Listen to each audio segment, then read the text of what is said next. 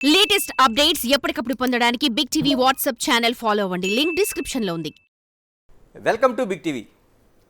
ఈ రోజున big TV స్టూడియోలో ఉన్న వాళ్ళని ప్రత్యేకంగా పరిచయం చేయాల్సిన అవసరం లేదు. మనతో దువ్వాడ శ్రీనివాస్, దివ్యల మాధురి. నమస్తే శ్రీనివాస్ గారు. నమస్తే సార్. మాధురి గారు బాగున్నారా?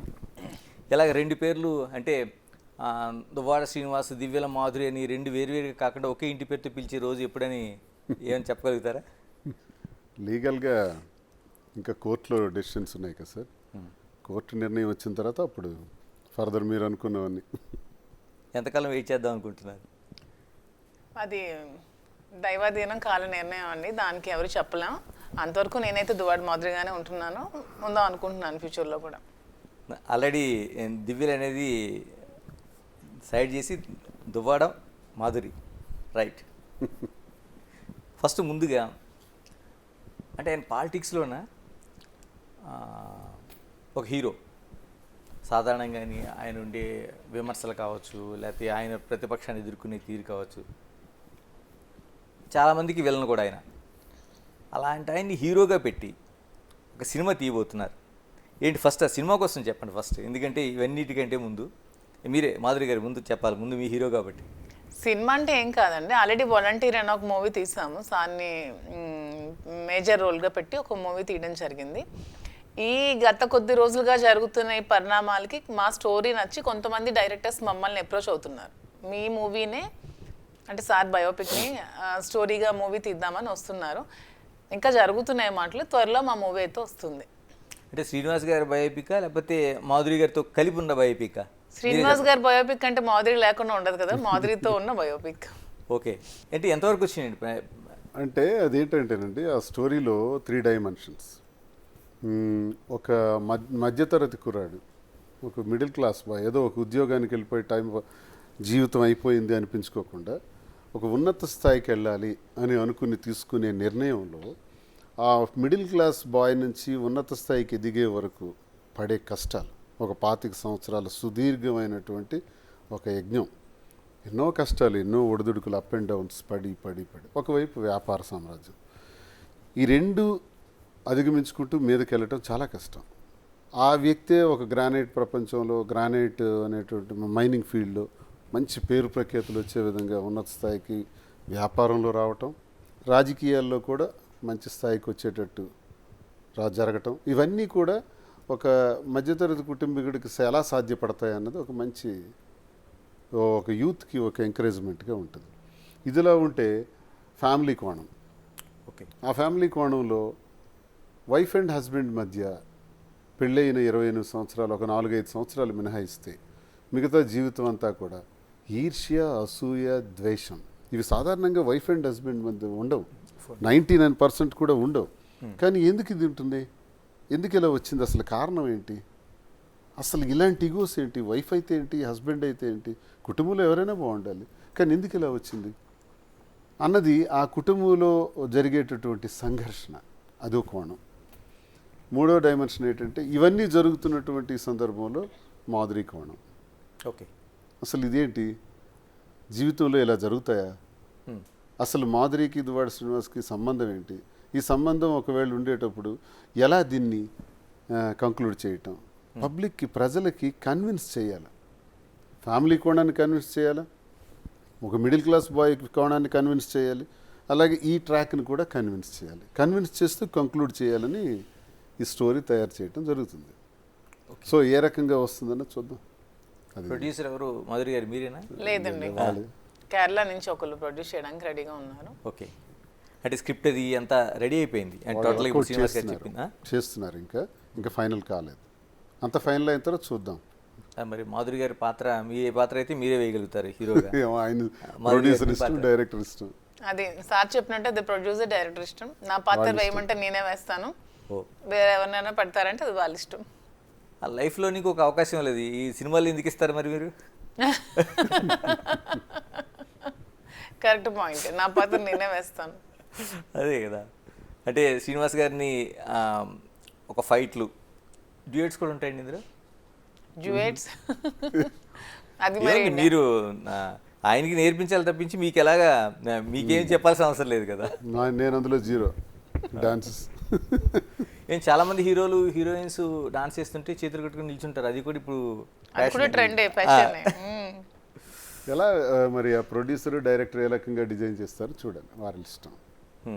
శ్రీనివాస్ గారు, మీ సినిమాది అంటే ఒరిజినల్ కథలోంచి అంటే డైరెక్టర్ని ఎవరైనా చూస్తున్నారా, ఇంకా ఎవరైనా వచ్చే? వాళ్ళే చూసుకుంటున్నారు సార్, వాళ్ళే టీం రెడీ అవుతున్నారు వాళ్ళల్లోనే. అంతా యూత్ బ్యాచ్, ఓకే, పెద్ద ప్రామినెంట్ డైరెక్టర్స్ పేరున్న వాళ్ళు కాదు, యూత్ వింగ్స్ వాళ్ళంతా ట్రై చేస్తున్నారు. అంటే వాలంటీర్ అనేది వేరే మీరు తీశారు కదా ఒక సినిమా. వాలంటీర్ అనేది కంప్లీట్ గా పొలిటికల్ మూవీ. పొలిటికల్ అంటే జగన్మోహన్ రెడ్డి గారు ప్రవేశపెట్టిన పథకాలను చూపించాలని వాలంటీర్ మూవీ అని ఒక మూవీ తీసి అది ఎలక్షన్ జగన్మోహన్ రెడ్డి గారు ఏ కాన్సెప్ట్తో రాజకీయాల్లోకి రావడం జరిగింది, వచ్చిన తర్వాత ఆయన పరిపాలన ఎలా ఉంది, మళ్ళీ ఆయన్ని ఎందుకు ఎన్నుకోవాలి, మళ్ళీ ఆయన్నే ముఖ్యమంత్రిగా ఎందుకు చేయాలన్న కాన్సెప్ట్తో వాలంటీర్ తీసాం. అందులో నేను క్యారెక్టర్ చేశాను. అది కొంచెం రిలీజ్ చేయడానికి ఇబ్బందులు అయ్యాయి, పొలిటికల్గా సెన్సార్ ఇవన్నీ ఇబ్బంది వచ్చింది. యూట్యూబ్ ఛానల్స్లో ఓటీటీ ప్లాట్ఫామ్లో రిలీజ్ చేశాం. ఇప్పుడు మీ రియల్ లైఫ్ స్టోరీ ఒకటి ఉంది, అంటే మీరు యూత్ లీడర్ దగ్గర నుంచి ఇప్పుడు మాధురి గారి వరకు జర్నీ, పేరు ఏమైనా పెట్టారండి సినిమాకి ఏమన్నా? లేదండి, వాళ్ళు ఒక 4 టైటిల్స్ అనుకున్నారు. 2024 లవ్ స్టోరీ 2024 అని ఒకటి, దువ్వాడ శ్రీను మనసు దోచిన మాధురి అనేది ఏదో ఒక టైటిల్ రెడీ చేశారు. ఓ దువ్వాడ శ్రీను మనసు దోచుకున్న మాధురి, అదొకటి. ఇంకేదో ఒకటి చేశారు, ఆకాశంలో 7 రంగులు. ఓకే, అంటే ఇంద్రధనుస్ లాగా ఏ నడుస్తున్నాయి, ఏది ఫైనల్ చేస్తారు. మీకు అంటే ముందుగా many happy returns of the day. ఎందుకంటే మీ లైఫ్లో ఏం పుట్టినరోజులు ఎన్ని చేసుకున్నారో తెలియదు, కానీ మాధురి గారు చేసిన పుట్టినరోజు మాత్రం మీకు లైఫ్ లాంగ్ గుర్తుండిపోయే పుట్టినరోజు అనుకుంటా. చాలా బాగా చేశారు, ఐ ఫెల్ట్ వెరీ హ్యాపీ. ఈర్ష్య అసూయల మధ్య జరిగే ఇన్నాళ్ల పుట్టినరోజుల వేడుకల కన్నా ఈరోజు జరుపుకున్నవి, ఈ మధ్య నవంబర్ 4 జరుపుకున్నవి సంతోషంగా అనిపించింది నాకు. అందుకని మీకు ఒక కష్టమైన ప్రశ్న అడిగాం అనుకుంటున్నాను. మాధురి గారి పుట్టినరోజు ఎప్పుడు, ఎంత గ్రాండ్గా చేయాలనుకుంటున్నారు? డిసెంబర్ 12. ఓ, నేను ముందుగా ప్రిపేర్ చేశారా లేకపోతే గుర్తుపెట్టుకున్నారా? మీరే కదా ఇప్పుడు అడిగారు, అసలు క్వశ్చన్ అడుగుతారని కూడా మాకు తెలియదు కదా, మీరు అడిగిన క్వశ్చన్ కదా. అంటే ఇప్పుడే నెక్స్ట్ మంత్. ఓకే, నాది నవంబర్, తనది డిసెంబర్. అంటే ఆ రోజున మేము ఆ యూట్యూబ్లో అప్లోడ్ చేసినవన్నీ చూసాం. చాలా గ్రాండ్ గిఫ్ట్ మీకు. అంటే ఆవిడ ఇచ్చిన బహుమతితో పాటు ఆ చుట్టూ అరేంజ్ చేయటం కావచ్చు, మిగతా వాళ్ళందరినీ పిలవడం కావచ్చు, మిమ్మల్ని వెల్కమ్ చెప్పడం కావచ్చు. మరి మీరు ఎలా ప్రిపేర్ అవుతున్నారు?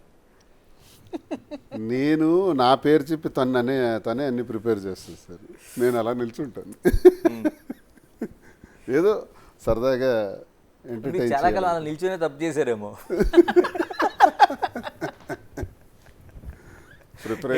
మీరే చెప్పాలి. అంటే మేబీ అయ్యుండొచ్చు, కానీ అతనికి సర్ప్రైజెస్ అని అలాంటివన్నీ అలవాట్లేదు ముందు నుంచి. నేను కూడా ఏం ఎక్స్పెక్ట్ చేయట్లేదు. సరదాగా ఉంటాం, చేసుకుందాం. మంచి జీవితం కదా, అనుకున్న జీవితం, కోరుకున్న జీవితం, బాగా చేద్దామని. శ్రీనివాస్ గారు, ఎన్నికల్లో బిగ్ టీవీ తరఫున ఫస్ట్ ఇంటర్వ్యూ మీకు బిగ్ టీవీ మిమ్మల్ని చేసింది. ఏదైతే మీకు వివాదం కేంద్ర బిందుగా ఉందో బిల్డింగ్, అక్కడ ఫస్ట్ నేను ఇంటర్వ్యూ చేశారు. ఆ ఎపిసోడ్లోన దువ్వాడ శ్రీనివాస్ అంటే ఒక రెబల్, ఒక అగ్రెసివ్ పర్సన్. దాన్ని మారుతూ ఈ రోజున హ్యాపీ లైఫ్గా ఉన్నది. అంటే అడ్డంకులు అనేవి లైఫ్లో ఎవరికైనా వస్తుంటాయి. ఒక హ్యాపీ మూమెంట్లో ఒక పుట్టినరోజు, నేను అనుకోవడం మీ జీవితంలో ఈ కార్యకర్తలందరూ రావడం, ఏదో నామకే వస్తే ఒక కేక్ కట్ చేయడం, దండ వేయడం, అన్నీ ఓకే. ఒక ఫ్యామిలీ అట్మాస్ఫియర్లో జరిగిందాన్ని, ఆ లైఫ్ చేంజెస్ అనేవి చూస్తే ఏమనిపిస్తుంది మీకు? ప్రేమతో పుట్టినరోజులు ఎప్పుడు జరగల నాకు, మీరు అన్నట్టు అంతే. నవంబర్ 4 ఆ ముందు రోజు నుంచే కార్యక్రమాలు స్టార్ట్ అవుతాయి. అంటే క్యాడర్ చేస్తారు, ఓకే, కార్యకర్తలు వస్తారు, స్టేజ్ డయాస్ వేస్తారు, మ్యూజిక్లు పెడతారు, డ్యాన్సులు పెడతారు, ప్రజలు వస్తారు పోతారు. కొన్ని వేల మంది ప్రజలు ఆ రోజు రావటం అన్నది నాకు ఆనవాయితీ. వచ్చి కలిసి కనీసం 10,000 మంది వస్తారు ఎవ్రీ బర్త్డేకి, ఎంటైర్ కాన్స్టిట్యున్సీ నుంచి చుట్టాల మంది. వైడ్ పబ్లిసిటీ, ఇదంతా పార్టీ పరంగా జరుగుతుంది, రాజకీయంగా జరుగుతుంది, కార్యకర్తలు లీడర్స్ ద్వారా జరిగేవే నేను చూశాను ఇంతవరకు. కానీ ఇంట్లో ప్రేమతో జరగడం అన్నది నేను ఎప్పుడు అబ్జర్వ్ చేయలేదు. మా ఇంట్లో ఎప్పుడు ఘర్షణ పరిస్థితే సార్, ఈ ఈగోస్ మధ్య నడుస్తుంటుంది వ్యవహారం. అంటే ఏదైనా నేను ఉన్నత పొజిషన్కి వెళ్తున్నానంటే తనకు కావాలని. ఏదైనా బిజినెస్లో పీక్స్కి వెళ్తున్నానంటే తన పేరును ఉండాలని. ఇలాంటి స్వార్థం ఎలా ఉండాలంటే భార్యాభర్తలు ఎవరైతే ఏంటి, తనైతే ఏంటి, నేనైతే ఏంటి, కుటుంబం అది అంతా ఒక కుటుంబం. ఆ భావన ఎప్పుడూ లేదు, లేకపోవటం వల్ల ఈ పరిస్థితి వచ్చింది. ఎందుకు శ్రీనివాస్ గారు అంటే ప్రతి వైవాహిక జీవితం కూడా మనం ఏదో డిస్టర్బ్ అవుతామని ఎక్కడ స్టార్ట్ అవ్వదు. అది హ్యాపీ మూమెంట్తో వెళ్ళాలని ఒక లైఫ్ ఎవరిదైనా స్టార్ట్ అవుద్ది.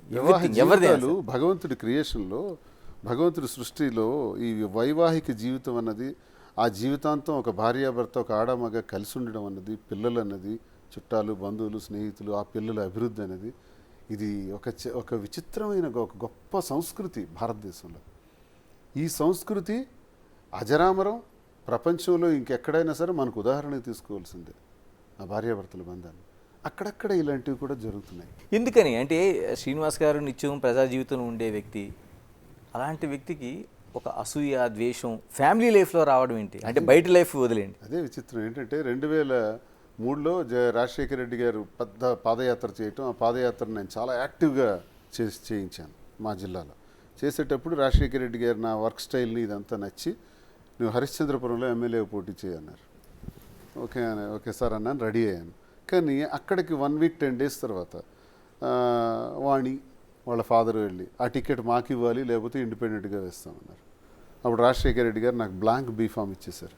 నీ ఇష్టం, నీ ఇంట్లో డిస్కషన్ జరుగుతుంది, నేనేమీ చెప్పను, నువ్వు ఎవరి పేరు రాసుకుంటావో నీ ఇష్టం, ఎలక్షన్ గురించి అయితే నీతోనే మాట్లాడతాను అని నాకు బ్లాంక్ బీఫామ్ ఇచ్చారు.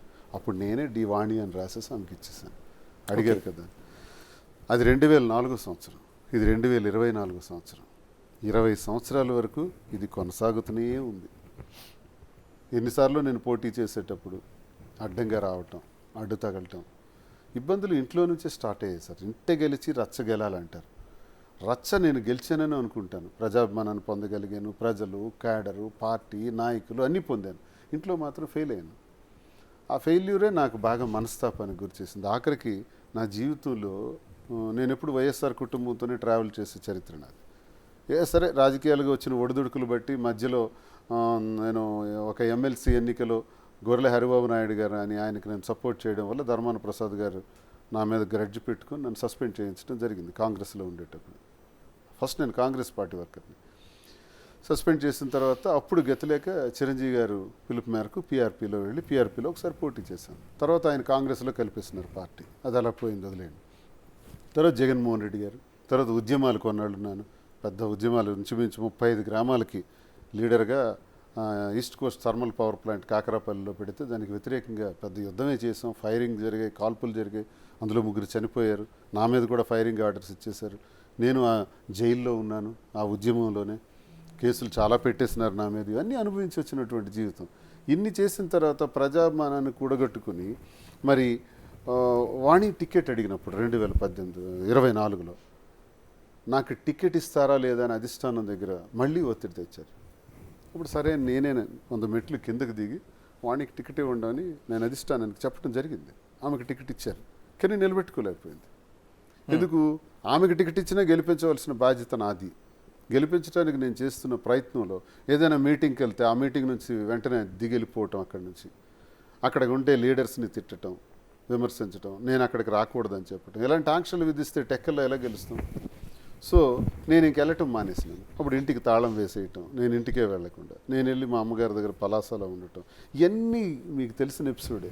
సో ఇన్ని పరిస్థితుల్లో మేమే రాజకీయాల్లోకి తెచ్చినటువంటి మాదిరి ఆ అమ్మాయికి నాకు లింక్ పెట్టి 28 ఏళ్ల జీవితంలో లేని పరిస్థితి ఇప్పుడు వస్తుందండి. 58 సంవత్సరాల వయసులో నాకు వస్తాయా? ఎందుకు వస్తాయి? ఇంత సాధించిన ప్రగతి, 25 years నేను పడిన కష్టం, ప్రతి క్షణం కూడా పడిన కష్టం, ఆ కష్టాన్ని ఎలా నిలబెట్టుకోవాలనుకుంటానే తప్ప ఇప్పుడు ఈ రకంగా ఆలోచిస్తానంటారా? ఆమె కుటుంబం లేదా? ఆమెకు పిల్లలు లేరా? ఆమెకు ఆస్తులు లేవా? ఆమె నాతో ఎందుకు రావాలి? నాకు బ్రతుకు లేదా? నాకు కుటుంబం లేదా? నాకు ఒక ఆశయం లేదా? నేనెందుకు ఇలా అవ్వాలి? ఆ పరిస్థితులు మమ్మల్ని ఈ రకంగా దారితీసాయి. చాలామంది విమర్శకులకి మీ ఛానల్ ద్వారా నేను క్లియర్గా ఇది చెప్పదలుచుకున్నాను. దయచేసి లీగల్గా మాకు లీగాలిటీ ఉంది, ఇది ఇల్లీగల్ కాదు అని మేము చెప్పుకోదలుచుకోలేదు. Yes, it's not illegal. ఇలా కలిసి ఉండడం అనేది ఇల్లీగల్ కాదు జ్యుడిషియరీ ప్రకారం. But morally it's wrong. సంఘపరంగా ఇది తప్పు. సంఘపరంగా తప్పని మాకు తెలుసు, కానీ మా పరిస్థితులు మాకు తప్పలేదు. తప్పని పరిస్థితుల్లో మేము ఈ నిర్ణయం తీసుకోవాల్సి వచ్చింది, వచ్చి ఈ రకంగా ఉండాల్సి వచ్చింది. ఏం చేయాలి చెప్పండి? విమర్శకులకే నేను అడుగుతున్నాను మీ ఛానల్ ద్వారా. ఇంట్లో నా పరిస్థితి అంతా ఎక్స్ప్లెయిన్ చేశాను, అందరికీ ప్రజలందరికీ తెలుసు. ఈ పరిస్థితుల్లో ఇంటికి తాళం వేసేసిన తర్వాత నేను ఎలా బ్రతకాలి? ఏదో ఒక నిర్మాణం చేసుకుని ఒక ఇల్లు ఉన్నాను, ఆ ఇల్లు కూడా నాకు రాసి ఇచ్చేయండి అని ఇంటి మీదకి దాడి చేస్తే, ఆస్తులన్నీ రాసేసిన తర్వాత ఆ ఇంటిని కూడా ఇచ్చేయండి అంటే, మరి ఆ ఇంటికి తాళం వేస్తే నేను ఎలా బ్రతకాలి? ఆ పరిస్థితుల్లో ఒక మనిషి నాకు తోడుగా వచ్చి, ఇప్పటికి ఈ పరిస్థితుల్లో మీ కుటుంబం ఇలా దెబ్బతిన్నారో, నాకు రాజకీయాల్లోకి తీసుకొచ్చారు, నన్ను నాశనం చేస్తారు, గుడ్ బై అని చెప్పేసి పోవచ్చు తను. తన కుటుంబంకి తను వెళ్ళి ఉండొచ్చు. చాలామంది ఈ ప్రశ్న వేశారు. మళ్ళీ తల్లిదండ్రుల దగ్గర క్షమాపణలు చెప్పుకోవచ్చు, లేకపోతే అత్తవారి దగ్గర క్షమాపణలు చెప్పుకొని ఉండొచ్చు. కానీ ఈ కుటుంబం రప్చర్ అయిన దానిలో నా జీవితం నాశనం అవటం, నేను రోడ్డున పడిపోవటం, తన జీవితాన్ని కూడా మా కుటుంబం వల్లే నష్టం జరగటం, ఆ పరిస్థితుల్లో తను నాకు అండగా నిలబడటం తప్ప, ఇది సంఘపరం సమాజపరంగా ఇవన్నీ ఆలోచించే అవకాశం, తీరిక, సమయం మాకుందా? ఏ స్కోప్ ఉంది? ఏ స్కోప్లోకి ఇచ్చేసాం. కానీ మేమిద్దరం ఒకటే నిర్ణయం తీసుకున్నాం. మనం తీసుకునే నిర్ణయంలో చట్టపరమైనటువంటి సమస్యలు ఉంటాయి. ఎస్, కోర్టుకి వెళ్ళాం. వాణియే చాలా కేసులు నా మీద వేసింది. 28 సంవత్సరాలకు తర్వాత నా మీద గృహహింస చట్టం కింద కేసు వేశారు. నాకు అది వింటే చాలా ఆశ్చర్యకరంగా ఉంది. 20 years తర్వాత గృహహింస ఉంటుందా? అది గృహహింస. ఇవన్నీ అనుభవించి ఆఖరికి డివర్స్ పిటిషన్ కూడా పడ్డాయి. అవన్నీ ఒకవైపు వాదనలు జరుగుతున్నాయి, ఆ డెసిషన్స్ వస్తాయి. వచ్చిన తర్వాత నిర్ణయం మీరు అన్నది జరుగుతుంది. అంతవరకు మేము ఒక ఫ్రెండ్స్గా ఉందాం.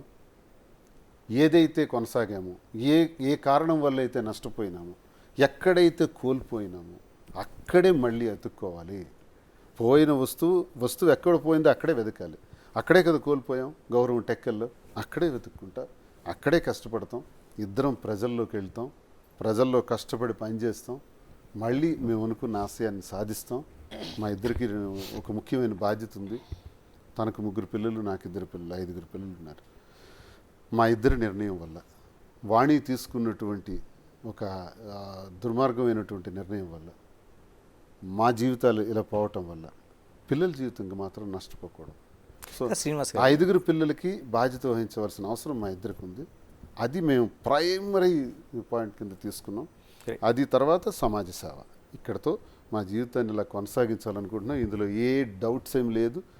ఎవరైనా విమర్శకులు, చాలామంది యూట్యూబర్స్ మాట్లాడుతుంటారు, ఇష్టానుసారం మాట్లాడుతుంటారు.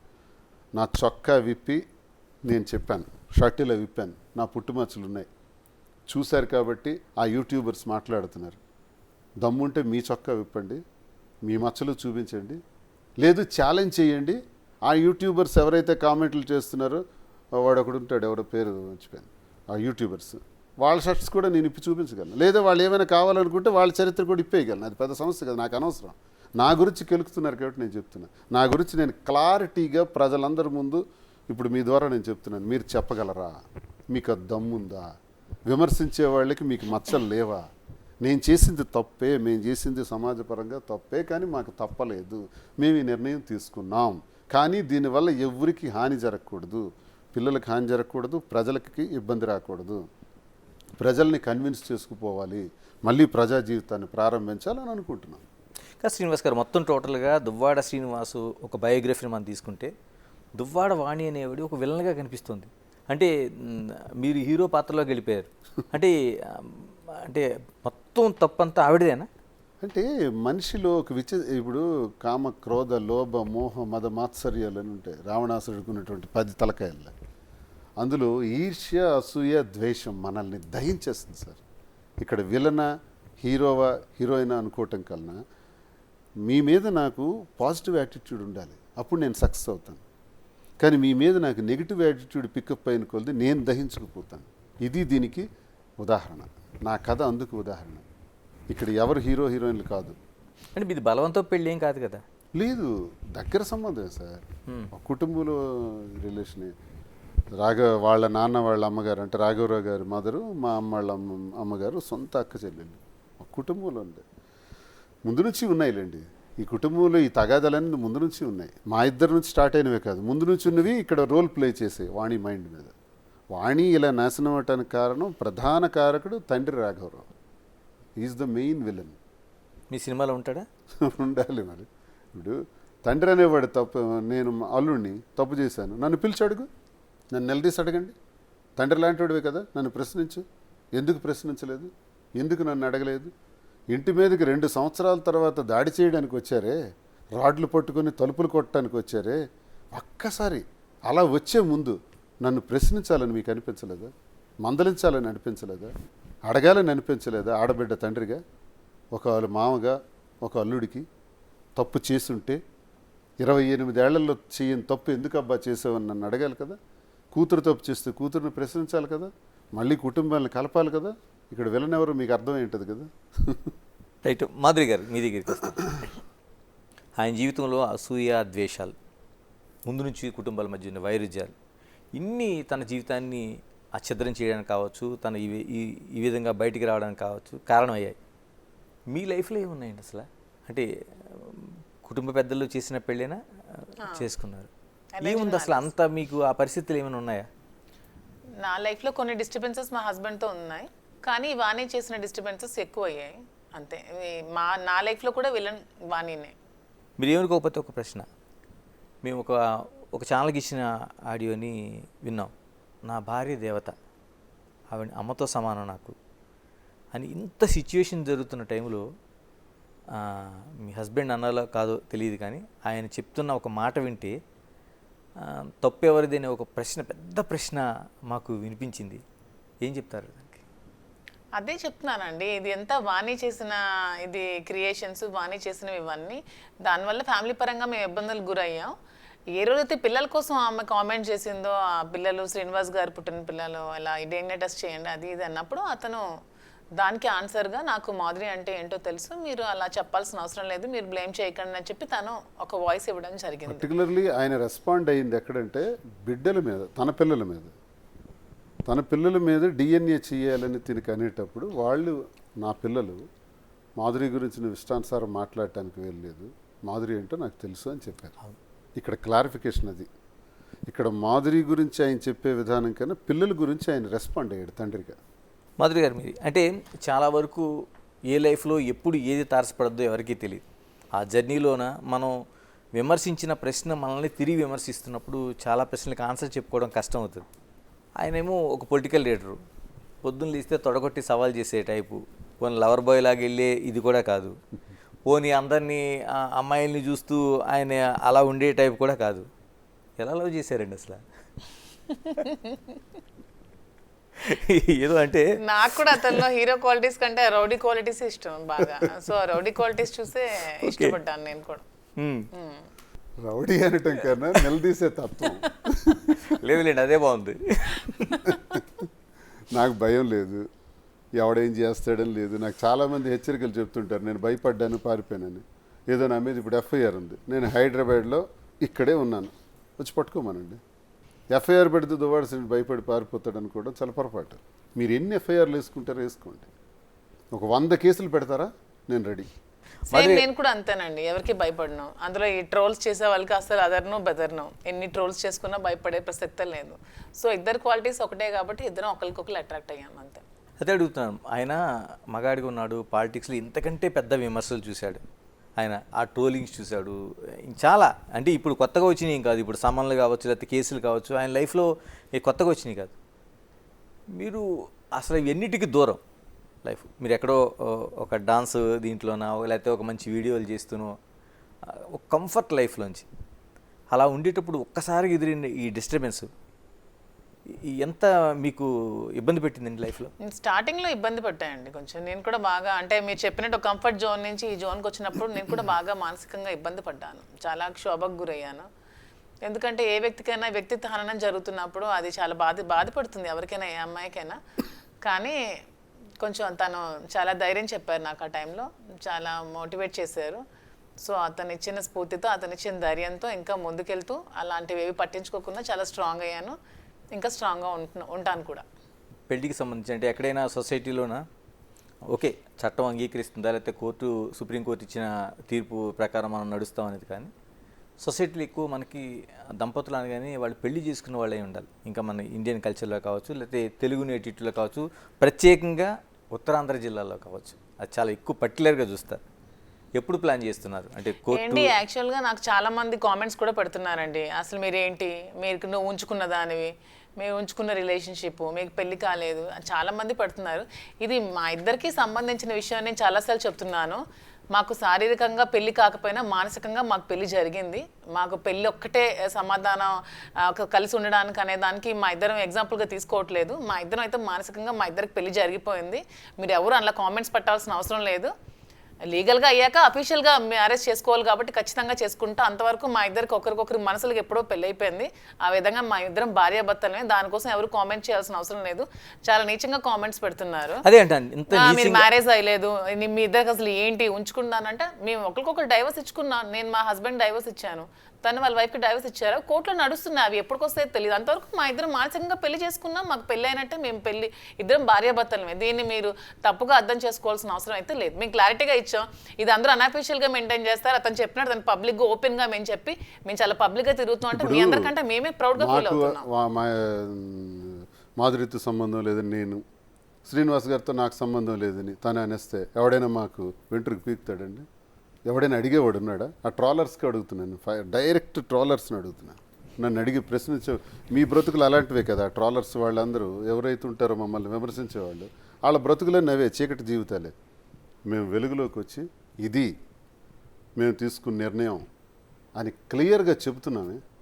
అంత క్లారిటీగా చెబుతూ ఇలా కలిసి ఉండటం మీ దృష్టిలో తప్పవచ్చు, కానీ మా దృష్టిలో అవసరం.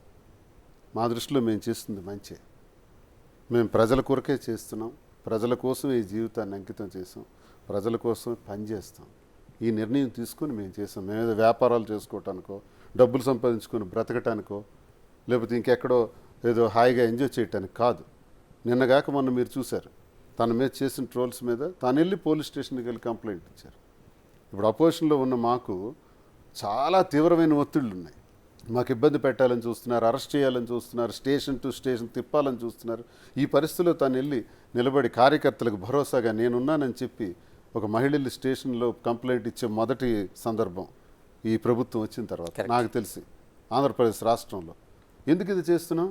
పార్టీకి బలం ఇవ్వటానికి, కేడర్కి బలం ఇవ్వటానికి. మనకు నమ్ముకుని ఉండే వాళ్ళకి ఇదే పరిస్థితి ఉంది. వాళ్ళని స్టేషన్లకి తిప్పి ఈడ్చి ఇబ్బంది పెడుతున్నారు. కాబట్టి అలాంటివి జరిగితే మేము ఉన్నాం సుమా అని చెప్పడానికి, మేమేదో పర్సనల్ లైఫ్ ఎంజాయ్ చేయటానికి కాదు.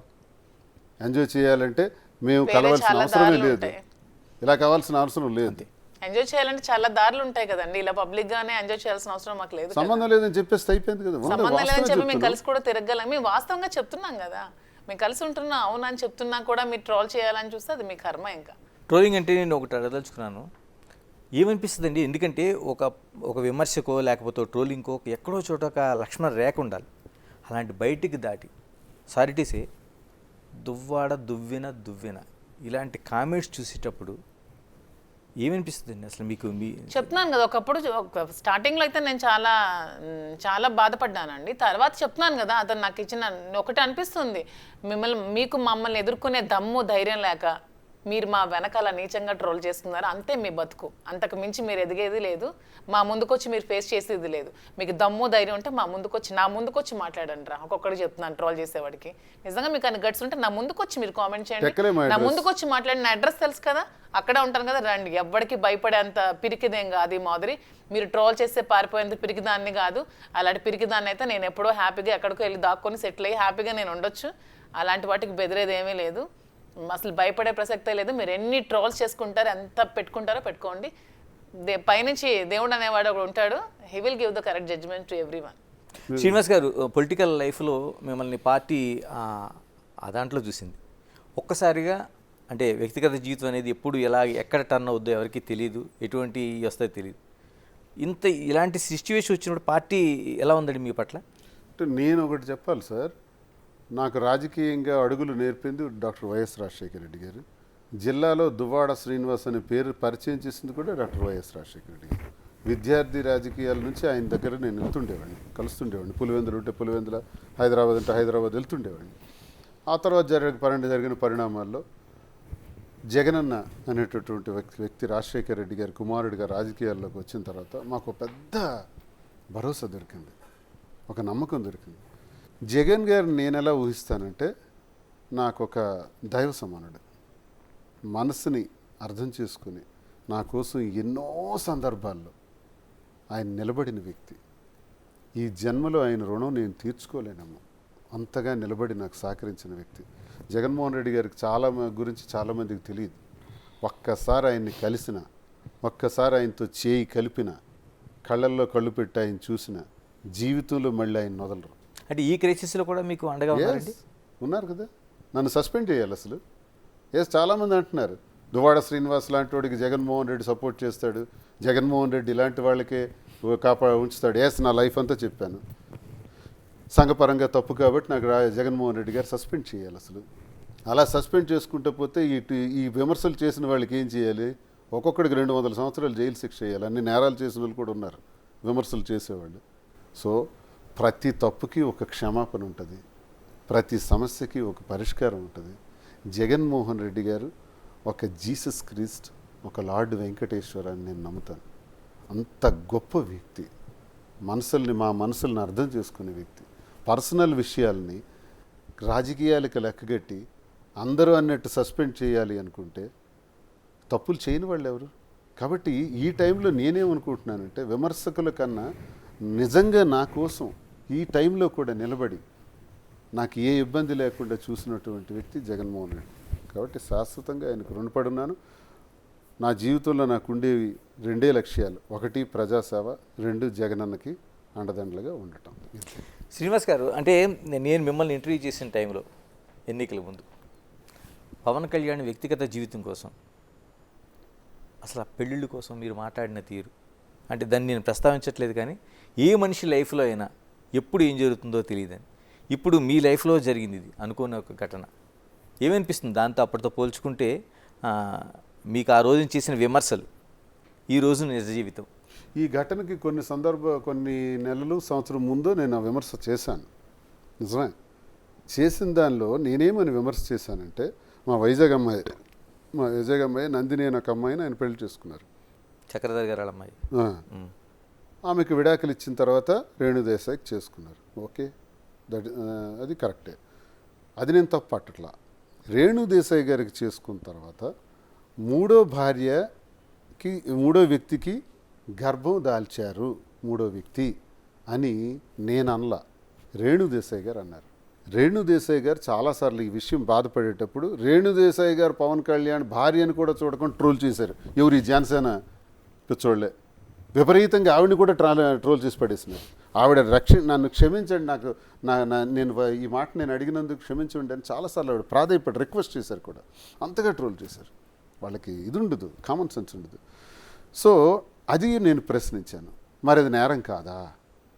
ఎప్పుడైతే మూడో స్త్రీతో గర్భం దాల్చారో ఆ తర్వాత కొద్ది రోజుల తర్వాత ఇది జరిగింది. ఏది? ఈ రెండో భార్యతో విడాకులు అనేది జరిగింది. ఆ తర్వాత ఇప్పుడు మూడో భార్యకి పెళ్లి చేసుకున్నారు అన్నది ఇప్పుడు చేసుకోవచ్చు, నేను కాదనట్లే. ఈ విషయాన్ని నేను అడిగాను. అయితే మరి మీరు ఇన్ని అన్నారు కదా, మీ జీవితంలో ఎలా జరిగింది కదా అంటే, నా జీవితంలో జరిగింది ప్రతి ఒక్కటి చెప్పాను ప్రజలకి. పవన్ కళ్యాణ్ చెప్పగలిగాడు? చేసుకుంటూ పోయాడు ఆయన. ఒకటోది. నెంబర్ 2, నెంబర్ 3 చేసుకుంటూ పోతే వాళ్ళ ఆరోపణల వల్ల మనకు తెలిసింది, వాళ్ళు ఒకరికొకళ్ళు మాట్లాడుకోవటం వల్ల తెలిసింది. నాది అలా కాదే, నా పైన ఎవరు ఆరోపణ చేయలేదే, నేనే చెప్పా. నా మొదటి జీవితం ఇది, నా రెండో జీవితం ఇది, నేను ఇలా చేస్తున్నాను అని ఎప్పుడు చెప్పాను? గొడవ జరుగుతున్న మొదటి రోజే చెప్పాను. ఎక్కడ అబద్ధం ఆడలేదే. ఆయనకి నాకు డిఫరెన్స్ ఉంది కదా, నేను వాస్తవాలు చెప్పాను కదా, ఆయన చెప్పలేకపోయారు కదా. కాబట్టి ఆ విమర్శ తప్ప ఒప్ప అనడం కన్నా, పవన్ కళ్యాణ్ చేసుకోవటంలో కూడా 3 పెళ్ళిళ్ళు చేసుకోవడం తప్ప ఒప్ప అంటే ఆయన అవసరం, ఆయనకున్న పరిస్థితులు, ఆయనకున్న ఎటువంటి ప్రభావాలు పరిస్థితులు అటువంటి పరిస్థితికి దారితీసాయో ఆయనకు తెలుస్తుంది, నాకు తెలియదు కదా. ఇప్పుడు నేను చెప్తున్నా, నా పరిస్థితులు బట్టి నేను ఈ నిర్ణయం తీసుకోవాల్సింది వచ్చింది, ఆయన పరిస్థితులు బట్టి ఆయన నిర్ణయం తీసుకున్నారు. కానీ ఈ విషయంలో వ్యక్తిగతానికి సంబంధించిన విషయం, అది పవన్ కళ్యాణ్ గారిది కానీ మాది కానీ. సో ఆ పరిస్థితులు, ప్రభావాలే ఇటువంటి స్థితులకు దారితీస్తుంటాయి అన్నది అఫ్కోర్స్ నాకు కూడా అర్థమైంది. దీన్ని ఎక్కువగా మాట్లాడకపోవడం కూడా మంచిదే, వ్యక్తిగత విషయాలు. మాధురి గారు, చాలా వరకు మానవ సంబంధాలన్నీ ఆర్థిక సంబంధాలనేది ఒక ప్రధానమైన సూత్రం. అంటే భార్య, భర్త, పిల్లలు, తండ్రి, తల్లి అన్నీ కూడా ఎక్కడో చోట ఒక పిన్ పాయింట్ దగ్గర ఆర్థిక సంబంధాల దగ్గర ఆగిపోతాయి. ఇప్పుడు నిజంగా మీ ఇద్దరి మధ్య ఉండే సంబంధం కూడా ఆ రోజు వాణి గారు పెట్టిన గొడవ ఇవన్నీ కూడా ఒక ఆర్థిక సంబంధం దగ్గర ముడిపడి ఆగిపోయింది. అంటే ఏంటి అసలు నిజంగా ఆర్థిక లావాదేవీ అంటే ఎక్కడ ముడిపడి ఉండిపోయింది? అంటే మీ పేరుతో ఆ రోజున రాశారని, లేకపోతే మీరు కొంత అప్పు ఇచ్చారని? అవునండి, ఆ హౌస్ అనేది మా ఇద్దరం కలిసి ఉండడానికి మేము కలిసి నిర్మించుకున్న హౌస్ అది. మీ ఇద్దరు కలిపి? మా ఇద్దరం కలిపి నిర్మించుకున్నాం. సో నేను నా దగ్గర ఉన్న డబ్బులు నేను పెట్టాను, అతని దగ్గర ఉన్న డబ్బులు అతను పెట్టారు, ఇద్దరం కలిసి నిర్మించుకున్న హౌస్ అది. సో అది కూడా వచ్చి ఆక్యుపై చేసి తీసుకెళ్ళిపోతాము, అది కూడా వచ్చి తీసుకొని మమ్మల్ని రోడ్డు మీద పెట్టేస్తామంటే ఎవరు చూస్తూ ఊరుకోరు కదా.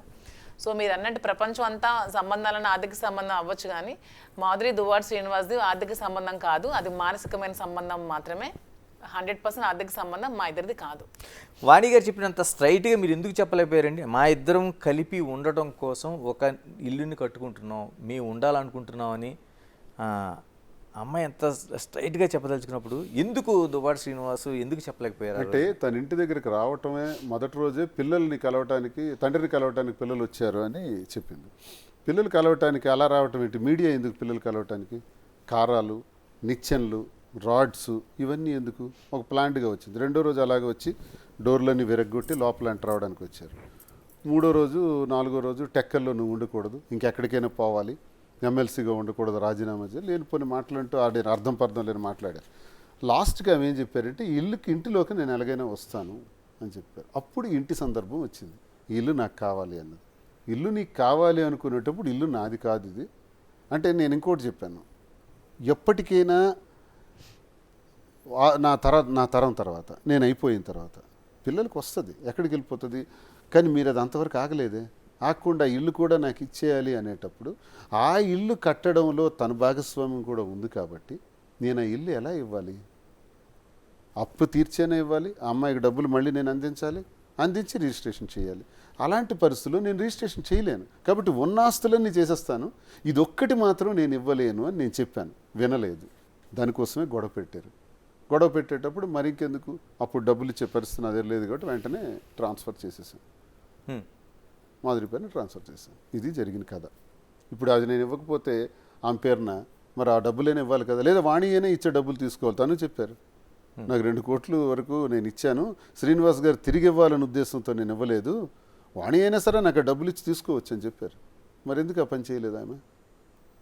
మరి ఆ అప్పు ఎలా తీరుస్తాం ఆమెది? కాబట్టి ఇల్లు రాశాను. ఇలాగ జనాల నుంచి, పబ్లిక్ నుంచి, అంటే ఆ రోజున మొదట జరిగిన ఘటన దగ్గర నుంచి ఇప్పటివరకు చూసుకుంటే పబ్లిక్ యాక్సెప్టెన్సీ మీకు ఎలా ఉంది? అంటే ఆ రోజు నిజంగానే చాలా వరకు ఒక ఆశ్చర్యకరమైన విషయంగా చూశారు. అంటే శ్రీనివాస్ గారు ఏంటి, మాధురి గారు అనే ఒక ఆవిడతో సంబంధం ఏంటి అనేది ఒక పెద్ద చర్చ అన్నది. రాను ఏమనిపిస్తుంది మీకు? అంటే పెద్ద చర్చ నుంచి రాను జనాలు నిజాలు తెలుసుకోవడం స్టార్ట్ చేశారు. సో వాళ్ళు కూడా యాక్సెప్టెన్సీ ఉంది, మమ్మల్ని ఎక్కడికైనా చాలా ప్రేమతో ఆదరిస్తున్నారు. అసలు వాళ్ళ ఇంటి ఆడపిల్ల నన్ను చూసుకుంటున్నారు. నాకు కొన్ని దగ్గర నాకు కళ్ళు చెమర్చే సిచ్యువేషన్స్ కూడా నాకు ఎదురయ్యాయి. ఒకరోజు ఒక బ్యూటీ పార్లర్కి వెళ్తే ఫారెన్ నుంచి ఒక ఆవిడ వచ్చారు. అంటే ఆవిడ వైజాగ్ ఆవిడ, అక్కడ అడ్వకేట్ తను. నా కోసం ఒక 2 hours వెయిట్ చేసింది నన్ను కలవడానికి. వెయిట్ చేసి వాళ్ళ ఇంటికి తీసుకెళ్ళి నన్ను ఒక ఆడపిల్లలా ట్రీట్ చేసి పంపించి చీర బొట్టు అన్నీ పెట్టి పంపించడం జరిగింది. ప్రతి ఒక్కరు కూడా వాళ్ళ ఇంటి ఆడపిల్లలా నన్ను ఆదరిస్తున్నారు. అవన్నీ చూస్తే నాకు చాలా హ్యాపీగా అనిపిస్తుంది. వాటితో పోల్చుకుంటే ఈ ట్రోల్స్ అనేవి నాకు 0 అనిపిస్తుంది. వాళ్ళ ప్రేమ ముందు ఇలాంటివన్నీ నా బ్యాక్ సైడ్ ట్రోల్ చేసే వాళ్ళకి అవన్నీ ఒక 0 అనిపిస్తుంది నాకు. వీళ్ళ ప్రేమను చూస్తుంటే పబ్లిక్ యాక్సెప్టెన్స్ చాలా బాగుందండి. మా ఇద్దరిని చూస్తే వాళ్ళ కళలో ఒక యాంగ్జైటీ, ఎక్సైట్మెంట్, హ్యాపీనెస్ కనిపిస్తున్నాయి. ఎక్కడికి వెళ్ళా మమ్మల్ని కలవడానికి ఎక్కడెక్కడి నుంచి మా ఇంటికి వస్తున్నారు. మొన్న ఇక్కడ వైజాగ్ అరకు దగ్గర నుంచి వాళ్ళు ట్రైబల్స్, అసలు వాళ్ళకి ఏం తెలిసిందో కూడా తెలియదు, మమ్మల్ని కలవడానికి పాపం రూమ్ ఛార్జెస్ కూడా లేక బస్సులో అలా తిరిగి నైట్ అంతా బస్సులోనే ఇచ్చాపురం వరకు ట్రావెల్ చేసి మళ్ళీ బ్యాక్ వచ్చి మార్నింగ్ మా ఇంటి దగ్గర దిగి మమ్మల్ని కలిసి వెళ్ళడం జరిగింది. అవన్నీ చూస్తే మాకు చాలా హ్యాపీగా ఎంతగా ఉంటే మేము హైవేలో వెళ్తుంటే కార్ నెంబర్ చూసి వెనక నుంచి కార్ నెంబర్ చూసి ఓవర్టేక్ చేసి వచ్చి పరిగెడుతున్నారు, మమ్మల్ని కార్ ఆపమంటున్నారు, ఫోటో తీసుకుంటా అంటున్నారు. కార్ నెంబర్ వాళ్ళకి ఎలా తెలుసు అంటే ఎంతగా ఇది వెళ్ళిందో చూడండి గ్రౌండ్ లెవెల్కి. నేను ఇద్దరిని ఒకటే అడగదలుచుకున్నాను, ఎందుకంటే అంత సొసైటీలో అంత యాక్సెప్టెన్స్ ఎందుకు వచ్చింది? ఎందుకంటే మా వైపు నిజం ఉంది, నిజాయితీ ఉంది. సో అందుకనే వాళ్ళు అంటే accept మీ చేస్తారు. ఇద్దరి వైపు నుంచి నిజం ఉందా? అనేది ఎప్పటికైనా గెలుస్తుంది అనే దానికి మేమే ఎగ్జాంపుల్. నిజం గెలిచింది కాబట్టి వాళ్ళందరూ మమ్మల్ని యాక్సెప్ట్ చేశారు, మమ్మల్ని అలా ప్రేమగా చూసుకుంటున్నారు. మాలో నిజాయితీ లేకపోతే అలా చేసి ఉండేవాళ్ళు కాదు. సో మాలో నిజాయితీ ఉంది కాబట్టి ప్రజలు కూడా మమ్మల్ని యాక్సెప్ట్ చేశారు, అంతే విధంగా ఆదరిస్తున్నారు. సో వాళ్ళందరికీ మేము టెక్కలి కూడా నియోజకవర్గం ప్రజలకు ఎప్పుడో ఎప్పుడో తెలుసు తెలుసు. మా ఈ నియోజకవర్గ రెండు రాష్ట్రాలకి ప్రజలందరికీ ఇప్పుడు తెలుస్తుంది. ఇది బయట మీకు తెలియటం లేట్ కానీ మా స్థానిక ప్రజలందరికీ తెలుసు. ఓకే. వాళ్ళు ఇది పట్టించుకోరు. ఇది మాకు ఎప్పుడో తెలిసిన గొడవే కదా అంటారు. అండ్ ఆంధ్రయే కాదు, తెలంగాణ నుంచి అయితే ఇంకా ఆదరిస్తున్నారు. తెలంగాణ ప్రజలు అయితే అసలు ఎంతో మంది నాకు ఇటువైపు ఎక్కువ. కాల్స్ చేసి మాట్లాడి నన్ను కలుస్తున్నారంటే హైదరాబాద్ నుంచి. అంటే ఇంటర్నల్ గా అందరూ ఇలాగే సఫర్ అవుతున్నారేమో. మేబీ అయి ఉండొచ్చు. నాకైతే చాలా హ్యాపీగా ఉంది. లేదు, నాకు అది ఇంతమంది కనపడుతుంది. అభిమానాలను పొందినందుకు. చాలా మంది కాన్స్టెంట్ గారు ఇంతమంది నుంచి నాకు యాక్సెప్టెన్స్ చాలా మంది అన్నారు, బ్రదర్ మీరు బాగా క్లారిటీ ఇచ్చేసి సెట్ అయిపోయారు, మరి మా పరిస్థితి ఏంటి అని అంటారు. అంటే అలా కాదు బ్రదర్, నా కష్టాలు నావి, మీరు అలా అనుకుంటే ఎలా అని నేను చాలామందితో సరదాగా మాట్లాడుకుంటుంటాను అనమాట. సార్ ఇది అందరి ఇళ్లలో ఉన్నవే సార్. చాలామంది భార్యాభర్తల మధ్య అవగాహన లేక ఇబ్బంది పడుతున్నటువంటి మగవాళ్ళు ఉన్నారు, భర్తలు వాళ్ళు ఇబ్బందులు పడుతున్న భార్యలు కూడా ఉన్నారు. ఇది అందరికీ సంబంధించినటువంటి విషయం. మేమేమి స్వర్గం నుంచి రాలేదు కదా, సమాజం నుంచే వచ్చాం కదా. సమాజంలో అందరూ అనుభవిస్తున్న సమస్యలే మావి మేము బయటికి చెప్పాం, అందరూ చెప్పట్లేకపోతున్నారు, అంతే తేడా. ఏం చెప్తారు మీరు ఇప్పుడు? నిజంగానే మీ ఇద్దరిది చాలా మంది చెప్పుకోలేకపోతున్నారు, కొందరు ఇలాగ ధైర్యంగా వచ్చి బయట వాళ్ళు ఉంటారు. ఏం చెప్పదలుచుకుంటారు మీ ప్రాక్టికల్ ఎక్స్పీరియన్స్ నుంచి? సార్ నేనేంటంటే భార్యాభర్తలైన తర్వాత ఒక వివాహం చేసుకున్న తర్వాత ఎన్ని ఇబ్బందులు వచ్చినా ఆఖరి వరకు మనస్పర్ధలు లేకుండా, ఈగోస్ లేకుండా, ఈర్ష్య అసూయ ద్వేషాలు లేకుండా కలిసి ఉండడం ధర్మం సార్. అది మన ధర్మం, అది మన సిద్ధాంతం చెప్తుంది. ఇలా జరగకూడదు ఎవరికి కూడా. ఇది కరెక్ట్ అని నేను దీనికి సపోర్ట్గా ఎవరైనా నా దగ్గరికి ఇదే పరిస్థితుల్లో వస్తే మీరు కలిసి ఉండండి అని చెప్తా. పరిస్థితులు, ప్రభావాలు, దాన్ని ఎదుర్కొనే శక్తి కూడా ఉండాలి.